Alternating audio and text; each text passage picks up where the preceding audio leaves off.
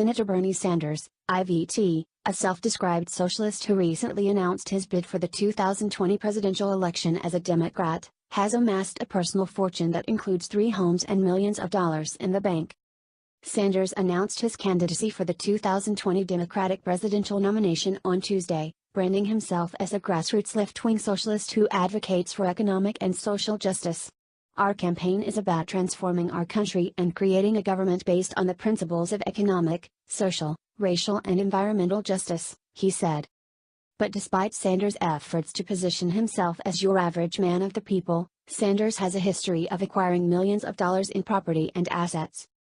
Sanders owns 3 different homes, including one $575,000 4-bedroom lakefront house in the Champlain Islands in Vermont, a Washington, D.C., row house in the Capitol Hill neighborhood, and a residence in Burlington, Vermont, the Vermont outlet 7 Days reported in 2016. Sanders also made more than $1 million from book royalties and cash advances, according to a 2018 Breitbart News report on financial disclosures of the Vermont senator's income from 2017. He also made more than $1 million in reported income the year before. Breitbart News reported that the self-described socialist raked in $1,052,000 in 2016. Although Sanders is a millionaire according to his financial disclosures, his estimated $700,000 net worth pales in comparison to other 2020 Democratic candidates. Sanders' fellow 2020 Democratic challenger Senator Elizabeth Warren, DMA, reported an estimated net worth of $7.8 million, according to an Open Secrets report on Warren's personal finances from 2015. Despite Sanders owning millions in assets, he bashed billionaires on Twitter for owning multiple yachts and cars. The Vermont senator is also a big spender on travel.